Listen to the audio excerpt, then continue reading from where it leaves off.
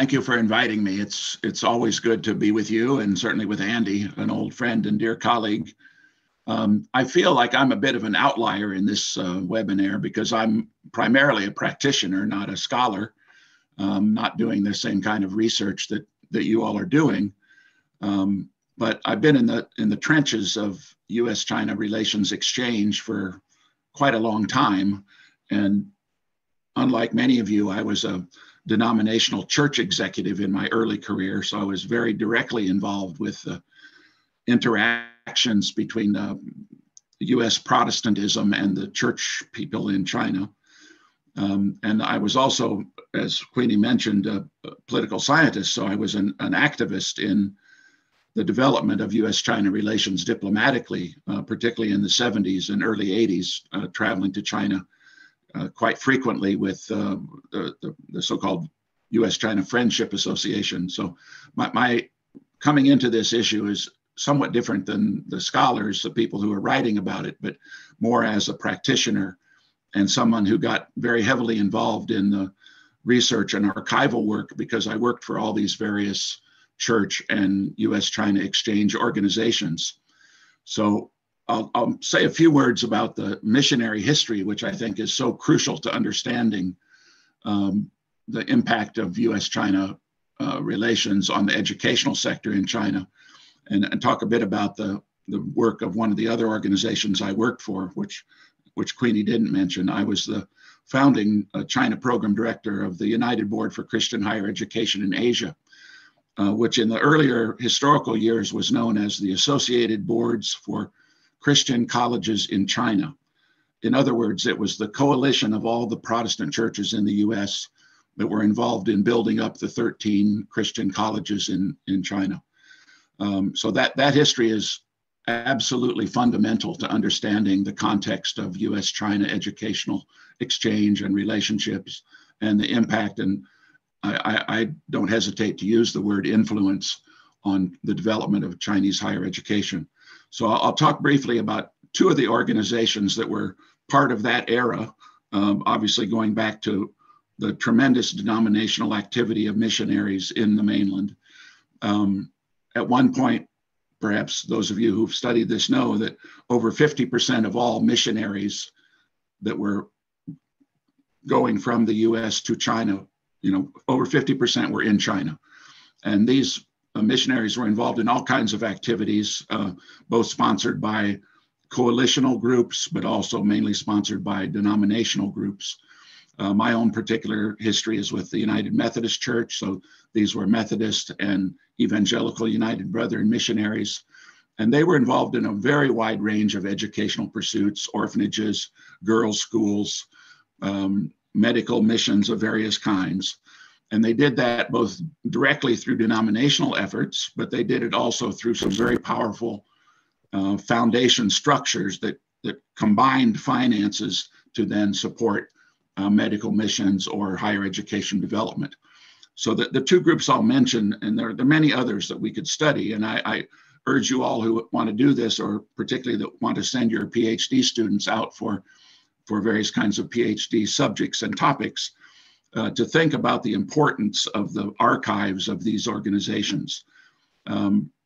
All the denominations have their own denominational archives. In our case, in the United Methodist Church, it's a very powerful archive that's based at Drew University. There's even a national commission of the United Methodist Church called the Commission on Records and Archives that's based there.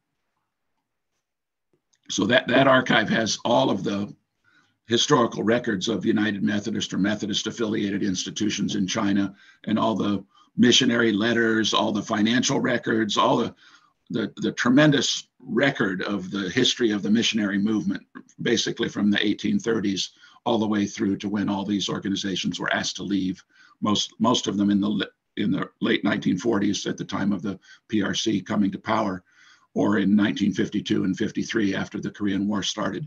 So there's a tremendous trove of records and archives in these denominational archives. And then, of course, there are educational institutions and research universities that took up this as well, because they had China studies programs and they started to amass vast archives. The most important ones, to me at least, are at the Harvard Yenjing Library in Cambridge and at Yale in Sterling, because the United Board gave over all of its archival material. It was 85 linear meters of materials over to be taken care of by Yale in the manuscripts and archives section there of Sterling. And those materials basically include all of the historical records of the 13 Christian colleges and universities that the United Board was involved in founding and running, basically from the early 10s and early 20s, 1920s through until after liberation. So in terms of a trove of records and a trove of information about that era of educational cooperation and of the planting, if you will, of higher education institutions on the American model in China, that would be perhaps the most important archival holding anywhere.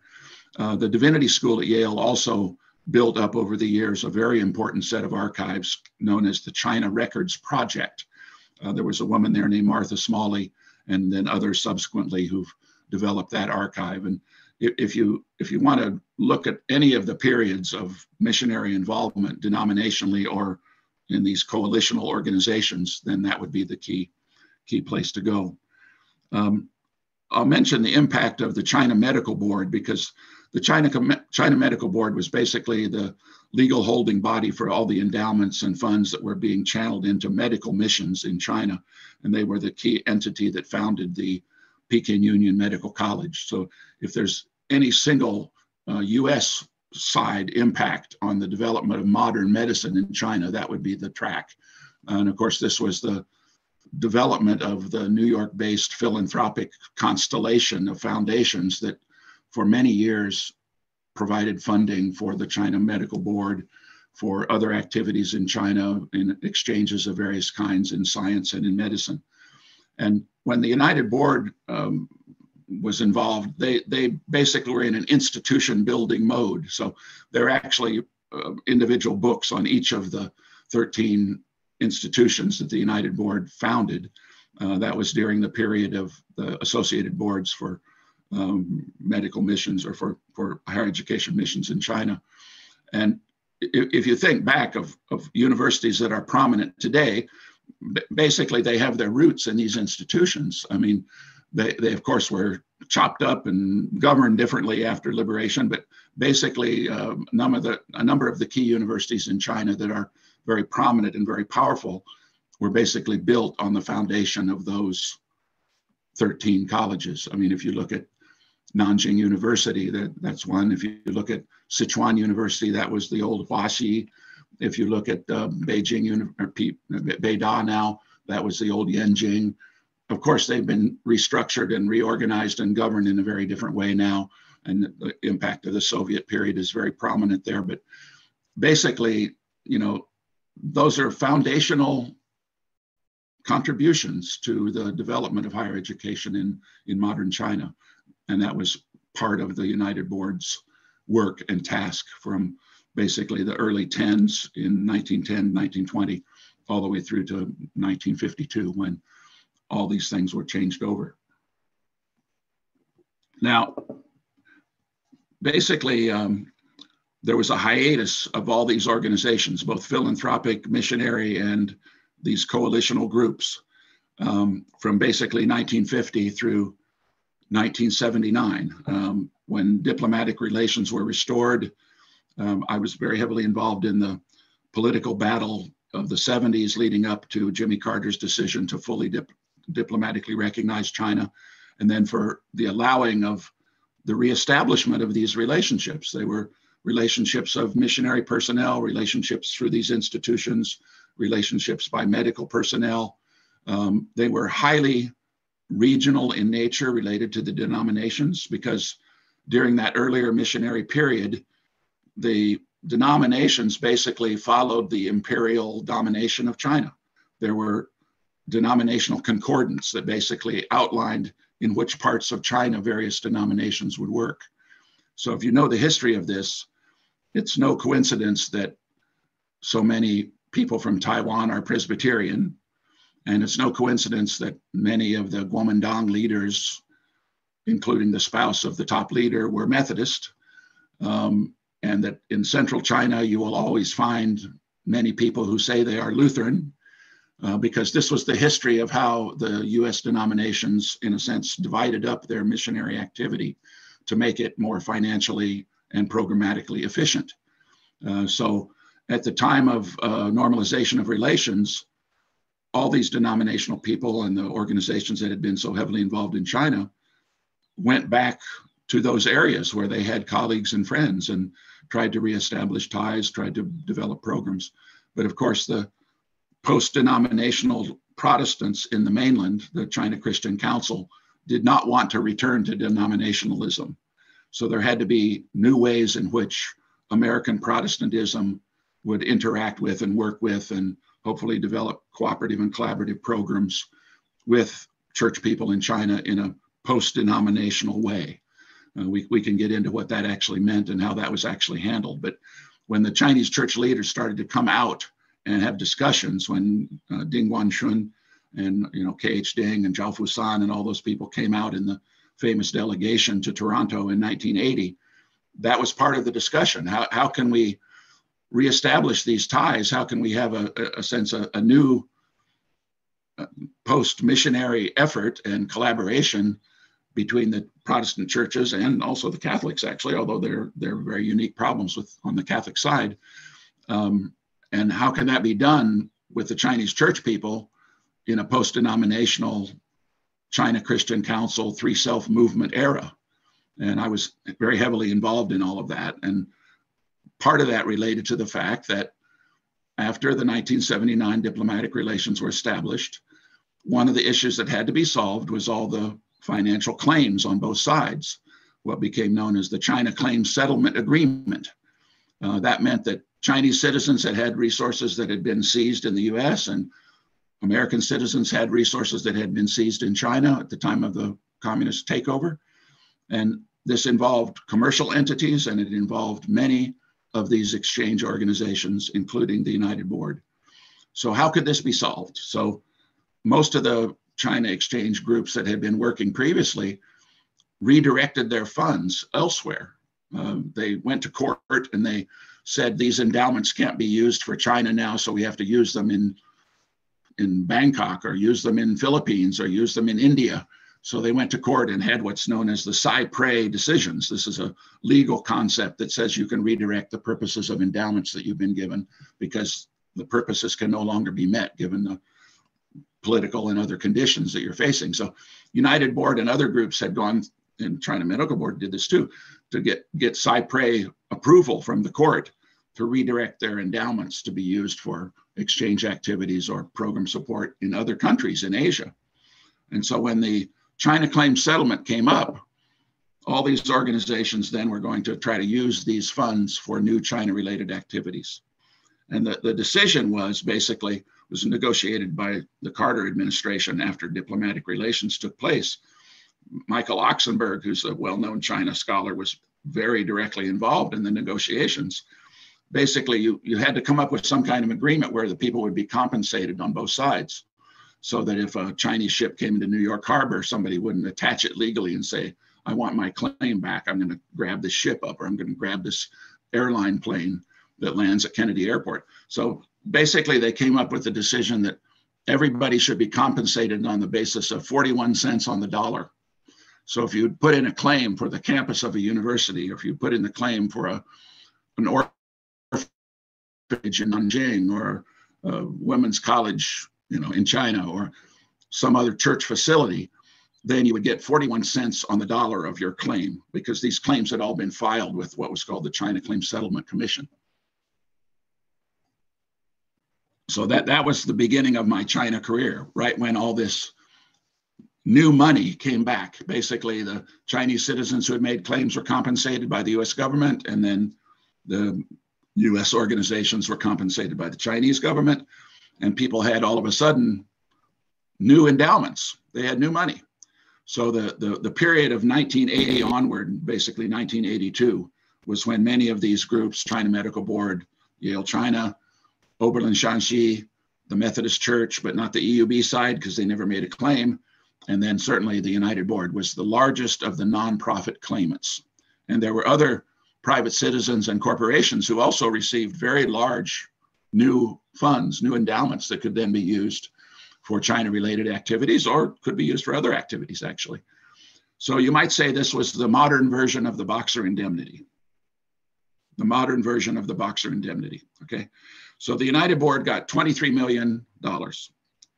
And I was the director then that had to have the discussions between the church people on the US side, which had certain notions of what these funds meant, and then the church people on the Chinese side, including, of course, the Chinese government, what these funds meant. And basically, there was a very different perception of what these funds were. The US side said, these are now ours, we're going to use them how we want. The then president of the United Board, who happened to be also the president of Harvard, said, we're going to decide how we're going to use these funds. The Chinese church people especially said, those are our funds held in stewardship, held in a conservatorship by you on the US side. So we should be involved in deciding how these funds would be used. So needless to say, there was not an easy solution to be worked out. And I think a lot of the organizations had this. They consulted with their Chinese colleagues, their partners, and the Chinese side had one kind of view. And of course, the US side often had another kind of view. And so this was a great debate and discussion of how new program activities could be done and how the decision-making would be designed. And of course, in the new context in China, in a post-denominational situation, also in the control and oversight of the Ministry of Education in China, the Chinese government would definitely have a clear say in how this was going to be done. So delegations were formed, visits were made, discussions took place. Sometimes people got along, sometimes they didn't. It was a very dicey time. Some people lost their jobs over this, myself included. And basically, finally, things were worked out where new China programs could be developed. And in the United Board's case, and in the China Medical Board's case, it was you propose, we dispose. You propose, we dispose. So United Board could propose all kinds of things, and then the Ministry of Education or the Chinese church people on the Chinese side could say whether they agreed or not. They could veto, basically. And that's basically how these post-1980 China exchange activities, how many of them developed. Some returned to their previous institutions in China. And Andy will tell you more about that. That certainly was the case with Yale China, with Oberlin Shanxi, with the China Medical Board. So there were new formatted programs developed with a different kind of decision-making structure, basically, than the old missionary idea of US side mission board control. That era was over, right? So now a new kind of format had to be done. And in the case of the United Board, the Ministry of Education and the Chinese church people weren't entirely happy, but they basically agreed that in the area of Chinese academic training and exchange post-Cultural Revolution, there were two broad areas where both sides could agree where the funds could be used. And the funds were used for library development in two of the major universities in China. One of them was one of the historical United Board institutions in Chengdu in Sichuan. The other was in Shanxi at Shanxi Normal University. And then they all agreed that most of the new funding that had come about was in the scientific fields, in computer science, in all the areas related to the four modernizations, in management, in computer science, all these STEM fields. And there was almost no funding available for social science and humanities. So the United Board basically proposed that they would take up that niche and they would do faculty development, faculty training, provide scholarships for graduate education for Chinese scholars. We're talking about the early 80s, and those funds would be given for social science and humanities fields. So that's sort of where all this emerged after the securing of the China claim settlement monies. And of course, then US-China relations developed into sort of the golden era of the 80s and 90s. Andy and I were very heavily involved in that lovely era. Fulbright came to China, Peace Corps came to China. So many things then were, in a sense, reestablished, but in new formats of governance, new formats of decision-making. And that lasted pretty much up through Tiananmen. And then there were bumps in the road. And then, of course, we know what has happened now. I'll mention one other key thing, and that is that private citizens and commercial entities also received large China claim settlement payments. And one of the most important ones of all turned out to be a family that owned large shares of funds in the AIG Company of China. This is the insurance company that was very active in China pre-liberation. And so that fund, which was a huge payout, came to be known as the Freeman Foundation. And so there are some new philanthropic players on the block. We all know about Luce and the history of Luce Foundation, but there are others now. United Board is still a big one, but absolutely the biggest one by far now in the funding of Asian studies and funding of the study of China and interaction of China and sending students to China and helping with language study and sort of all of the refurbished infrastructure of China studies and of the US-China academic exchange relationship. The biggest actor on the block now is part of that Freeman Foundation work. It's a private foundation, family foundation, and it's done marvelous work, which I can go into the details of in the question time if you wish. So that's sort of the view from the practitioner side, that there's often very different perceptions of what this interaction meant historically. And there are different kinds of players on the US side that oftentimes make it extremely complicated to work out a manageable US-China academic relationship. And that sometimes works out and sometimes doesn't. But basically, if you're an engager, if you're a person who believes that the relationship should be managed in a productive and cooperative and collaborative way, you have to find new methods. You have to find new structures. We're in a period now, as you all are very fully aware, that is the nadir of US-China relations. So many of the things that I've described are either dialed way back or they have ceased to exist. And that's very true in the partnership realm of higher education institutions with their partners in China. That's very true in Hong Kong, of course, where the infrastructure of academic exchange that we build up over many decades build up to be something extremely robust. Not only the flow of students for full fee paying tuition, but also all the academic partnerships, collaborative research, all types of programs that existed between Hong Kong and the mainland and US universities and mainland China. Much of that has collapsed. And I can again go into the details of the numbers if you wish, but basically it's a four or 5 decade effort to build this very robust reestablishment of the academic infrastructure. And then now, given COVID and given the difficulties in US-China relations, that's now basically collapsed. So that's what I'll say, Queenie. I'm happy to answer questions. And again, I'm more on the practitioner side than I am on the scholarly side, but I'm happy to answer questions that people have about this whole field. Thank you very much. Yeah, thank you, Mark. Thank you very much for this overview of the complicated history between China and the US. And we do see some parallels from what happened in the past and today, but it's sad. But if we saw what happened and what later on developed again, we have reason to be a bit more optimistic, maybe. We have a lot of work to do to recover. Yes, yeah. A lot of it's like a Sisyphus work of pushing the rock up the hill and then it drops again and then you do it again. So, we felt that even before this all happened. Yes.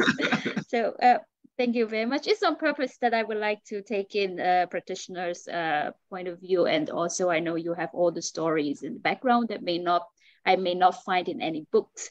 So this is to make a recording first, and then we see about what to do with what you have told us. Also about different sources of data. I think some colleagues here would be interested too.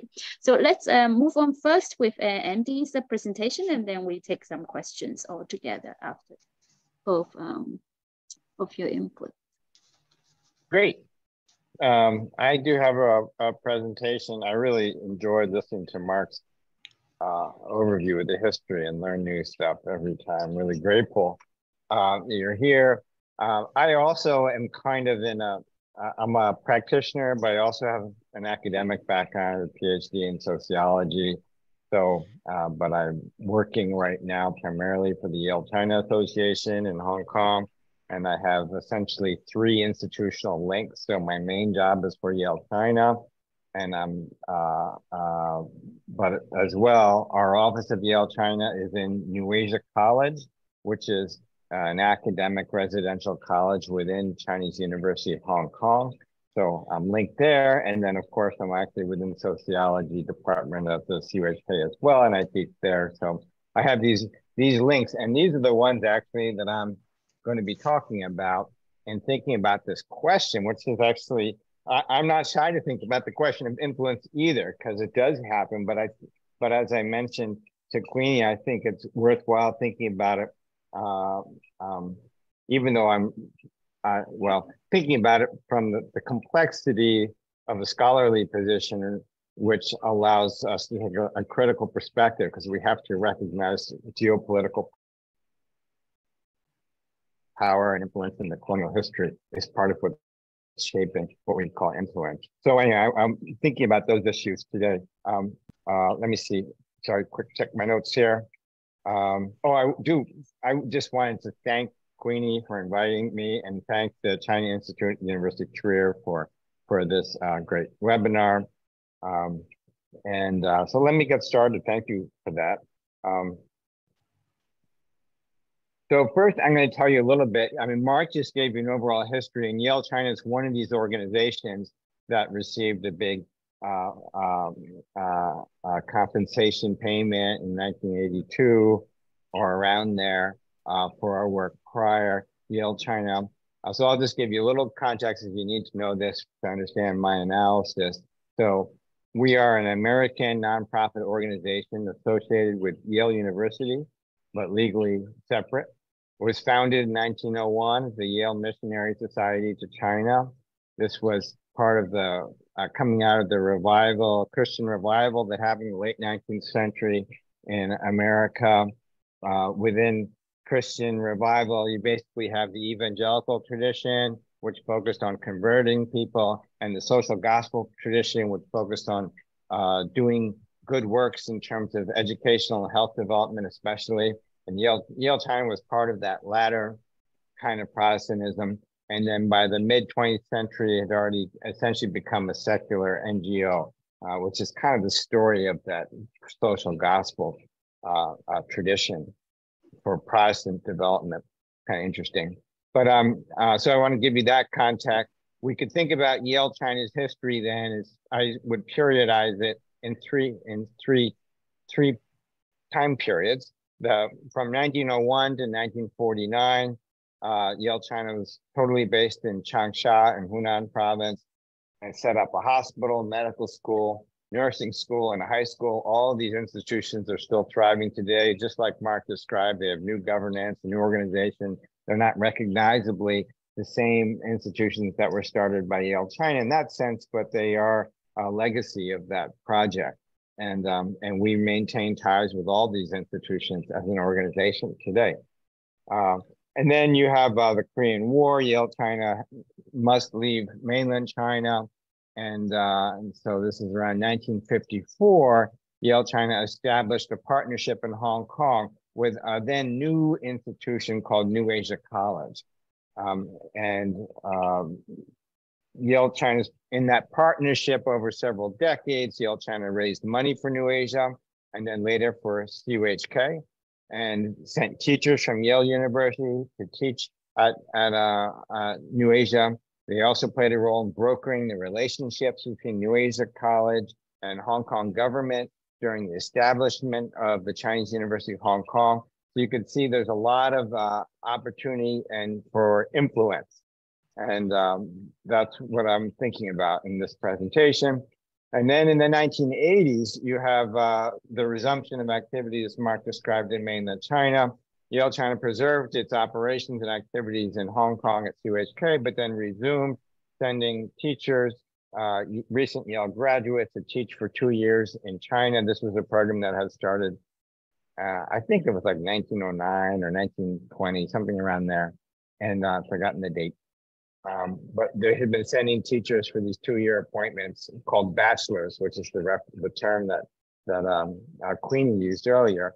And even during the hiatus in Hong Kong, they resumed that same program. We resumed that same program at New Asia. So we've essentially been continuing that program for 100 years, but it resumes in the 1980s in mainland China, going to a variety of universities and traditional high school. And we are still doing that program today. But we also then resumed our health program activities, which was actually prior to 1949. That was the core of Yale China's work. It wasn't education per se, it was health and medical education. And but that resumes on new terms, which are more egalitarian, you'd say, or more, well, maybe that's not the right way to phrase it, but basically you're talking about trainings and expertise sharing from Yale University faculty to and other experts to our partners in China at Shanghai Hospital and so forth. And today we're working in both China and Hong Kong. So that's the institution where my practical location is, where I'm working and thinking about the organizational problems on a day-to-day basis.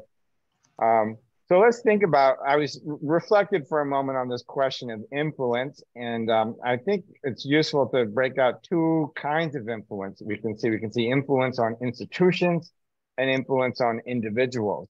And for Yale China, influence happened during episodes of flux and change in China. These were periods of institutional formation. So there were times when history conspired, if you will, to make this small organization influential in a consequential way on Chinese institutions. So in Changsha in the early 20th century, the formation of these Western clinics and then hospitals and medical schools, this came out of a missionary tradition. And those institutions went on, and so we can say there's clearly influence there. In Hong Kong in the 1950s to 1970s, in the establishment of New Asia College, its early development, and then its merging and joining to help form CUHK, Yale China played let's say, an outsized role given its small organizational footprint. So there's 2 times of influence. And they were consequential, but this was very historically contingent. And the era in which an organization like Yale China would have influence in either Hong Kong or mainland China, I think has finished some time ago, several decades ago. And I wouldn't anticipate that to return. So, but that was part of that context. And the other kind of influence is influence on individuals, life trajectories of people in China coming to the US or meeting Yale China fellows, teachers in China, and on the Chinese Americans going to China and encountering Chinese society and living there and going home and so forth. And this kinds of long-term exchanges and cross-cultural experiences has a big impact on individual lives, both American and Chinese.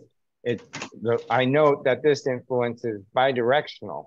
It's not only Americans influencing China, which is in the title of our talk, or foreign influence on China, but it goes the other way.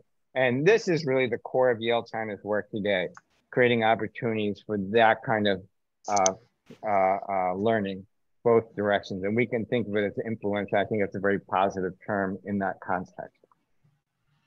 Okay. But now I want to focus on this sort of this case study, and it's one I'm close to, and I've learned more about working there on New Asia College, of which Queenie is an alumnus at the Chinese University of Hong Kong. This was an institution founded as an independent college in Hong Kong in 1949, and it aimed to provide a traditional Chinese education adapted to modern society's needs. And embedded in that ideal was to preserve the living tradition of Chinese Confucian culture. So this is a very particular idealistic project that inspired the formation of this college. Later, it along with 2 other colleges, formed the Chinese University of Hong Kong in the 60s. And at that time, it became a residential college within the Chinese University of Hong Kong. And this was actually not a smooth process. It was quite contested. And there was a lot of bumps along the way. And the overarching story that I see is that New Asia changed in this transformation, its mission, its structure, and its practices to accommodate the global university. So this is like the secular global university model that was supposed to be universal, but clearly is a Western institutional template. And that gets adopted, and essentially New Asia had to be absorbed and tamed into it. And so Yale China, and we're thinking Americans through Yale China and other US charitable institutions, played a role in this transformation. And it's unclear, you'll see, I guess, from my thinking about it, I admire the original vision and project of New Asia, and so lament to a certain extent how it had to be changed or how it was changed. And so our influence then, this is where that sort of critical story comes in, is I wonder, is this good influence, or was it better or for worse? And you could make arguments on both sides, but I'll spell out some of the issues, I hope, and maybe we can discuss that. But so we have New Asia. So to really get this, what was the vision of New Asia, I want to go back to Chen Mu. And Chen Mu was really the founding visionary of New Asia College in Hong Kong. And he was an academic. Chen Mu was a Chinese scholar born near Wuxi in 1895. Relatively poor background. As a child, he was a prodigy student of Chinese classical literature. After high school, he taught in primary and secondary schools for more than a decade, while continuing to independently write and publish scholarship. But he was engaged still with the modern problems that China was encountering at that time. He was an innovative educator. He started a school in mainland China that was pedagogically influenced by John Dewey. It's really quite interesting. The thing that makes Chen Mu quite stand out for me is that, unlike many other intellectuals of his day, Chen Mu early on committed himself to traditional scholarship. Throughout China's chaotic decades in the early 20th century, Chen Mu maintained that traditional Chinese culture is a source of unity and strength and should be fostered, not rejected. This made him very unusual, as most every other intellectual of his day saw Chinese culture and Confucianism especially as the cause of China's geopolitical weakness. So around 1930, Chen Mu was recruited to teach Chinese history in Beijing, first at Yanjing, and then at university, and then at Peking University. And then he comes to Hong Kong after the Chinese Revolution, 49. And then he, along with a few others, established this New Asia College. And it was this new school dedicated to maintaining Chinese culture as a living tradition. And I put here on the slide one quote that sort of captures some of Chen Mu's spirit, and also the way that he navigated connecting the Confucian intellectual tradition with Chinese modern context. And so our country's atmosphere of free academic discourse in society comes from Confucius. So that was a liberal humanities-oriented vision. New Asia College set itself up on the model of the Shuyuan, the traditional scholarly academy. And some of the things that made it distinct, and let me note here that for me, my learning about this, I came to the topic, I'm not a researcher of this area, and I found a great source through Grace Zhao's 2012 book, Confucianism, Colonialism, and the Cold War, Chinese Cultural Education in Hong Kong's New Asia College, which gives us the framework to do really a more critical understanding of the history. So it's a great, I really admired the book. So when I'm speaking in some details about this, I just want you to know my source is coming from the secondary source, and it's a great one, which is available to all of us. Okay, So the Shuyuan model comes from emphasize both the academic scholarly development of students, but also their moral development, and took this very seriously.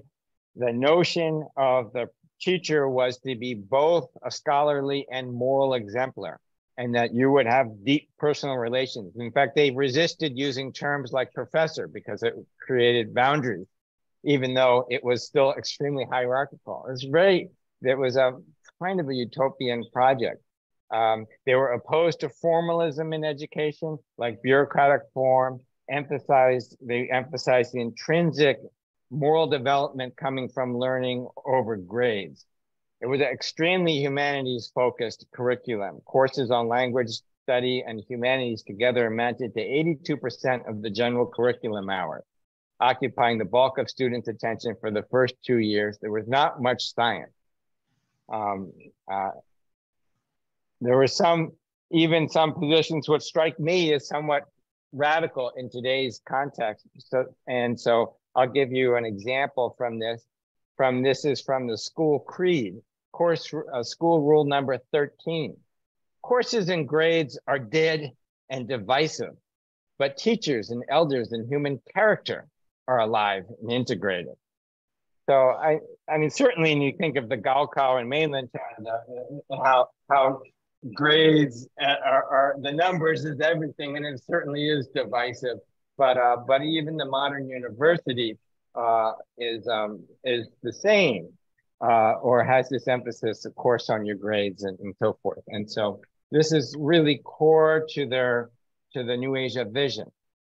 There are other things we could point to, but I just wanted to give you that as some touchstone ideas for what kind of project New Asia College was intended to be. So then in comes Yale China into the history. So here's where we start thinking about influence. Yale China, as mentioned, is basically pushed out of mainland China in the 1950s. They wanted, however, to get back to China within about 5 years. And this was true for New Asia as well. The leaders thought this was a temporary way station, Hong Kong, before they get back to mainland China. So they chose to work in Hong Kong. They didn't want to work in Taiwan because the politics of that would prevent them from getting back to mainland China. Within this context, we also see an interest in supporting education in Hong Kong as part of essentially the Cold War strategic interests of the U.S. And we see this through work at the Ford Foundation and Rockefeller Foundation. So what's the link here?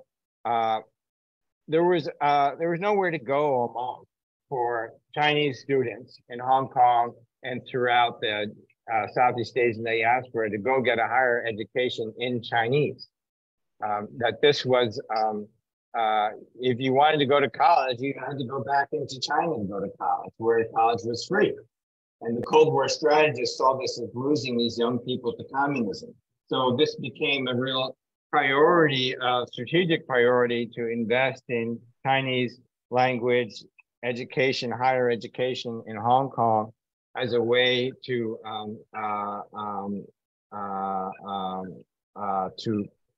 create an alternative pathway for social mobility, education mobility that didn't rely on going through mainland China. And additionally, you had seeing Chinese culture which was New Asia's mission, as a non-political way to offer an alternative ideology to communism.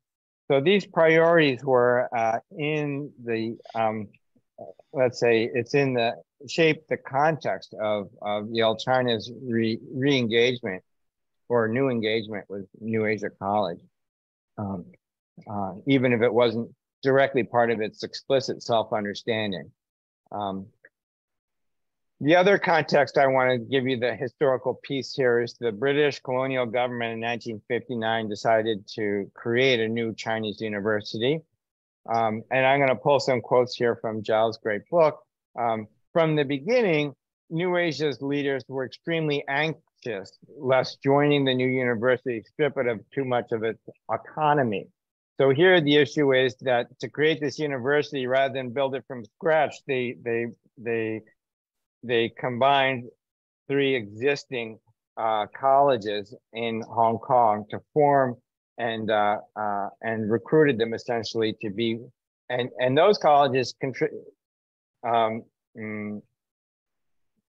shaped what the university was to be. But this was at times in conflict with New Asia's own vision, and so it was an uneasy process. But Yale-China Association had been the most central in affecting the survival and growth of New Asia during the first decade because they brought so many resources into New Asia was extremely poor, and Yale-China brought a lot of money into it. And Yale-China also then became the only constant American force on the scene in the negotiations between New Asia and the government. This is coming from Zhao. So there was lots of struggle, and New Asia tried to keep its autonomy and Shuyuan model. Yale-China played a mediating role, and at least reading her historical account, it looks like constantly tipped the scales towards joining CUHK at the expense of New Asia's foundational ideals. And some of this tension, there's a lot of detail, but I won't try to cover that here. But I'll note some markers of the struggle, which was the year that New Asia joined CUHK. Chen Mu announced that he was stepping down. He was recruited to stay on for another year provisionally, but then he goes to Taiwan. So his sense, it's hard not to read from that. His sense of the project is, well, the project that I was engaged in is now maybe past. And then another marker, 1976, the entire New Asia Board of Trustees stepped down in protest over the division of labor between the college and the academic departments. And this was based around this idea that the professors had to be moral exemplars, and the professors had to be the whole person. Their whole human character was teaching the students, and you couldn't just have them only teaching their discipline. But the modern global university as we have it now is your professor has the expertise, and then they hire separate people in the college administration to deal with student affairs. And to have this division of labor was fundamentally antithetical to the New Asia vision. And it was so core of a value that the entire board of trustees stepped down. I mean, that's a major event.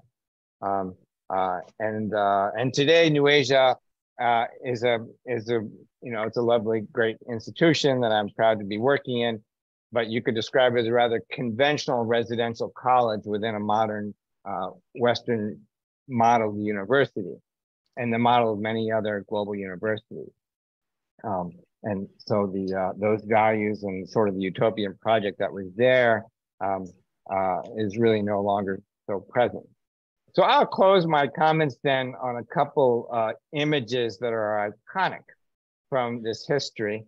And on the left, we have a picture of Chen Mu performing flute for students in the 1950s. And it was a very humanities-based curriculum that he emphasized. And so music and fine arts were part of it. Not fine arts as specialties. The Yale-China folks complained that their art wasn't very good. But the point was all the students had to learn art and had to develop an aesthetic appreciation. And so Chen Mu, of course, was modeling this.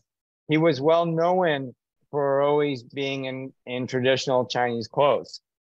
And so the photo on the right, however, is Chen Mu on a motorbike with the American Yale-China bachelor Douglas Murray in 1959. And I know Mark knows Doug. Doug was also on the board of trustees, Yale-China later, a great person, but he was a great exemplar of Yale-China's mission. And this is apparently an unusual photo in part because Chen Mu is wearing a Western suit. So it kind of captures some of the contrasts here and the various tensions at play. And hidden behind this were these Cold War strategic interests and how that shaped the pathway by which that shaped these outcomes is more complex than I understand, but I think it's there. And the overall story I want to say is, on one hand, the establishment of CUHK was a major a milestone in development in Hong Kong's development in higher education. It's a great world-class university, and New Asia plays a key role in that. And so the positive sort of liberal story of the history, this is a great development. It's a happy trajectory. When I learned, it wasn't after I worked at Yale China in Hong Kong a couple of years when I realized the contested history that happened. And I realized that Yale China played a role in essentially taming, well, maybe that's not the right way to put it, but you can develop a critical interpretation, which was the undermining of this indigenous Chinese Confucian vision of education and creating an institution that carried on Chinese traditional cultural learning and teaching and research practices that was essentially undermined by its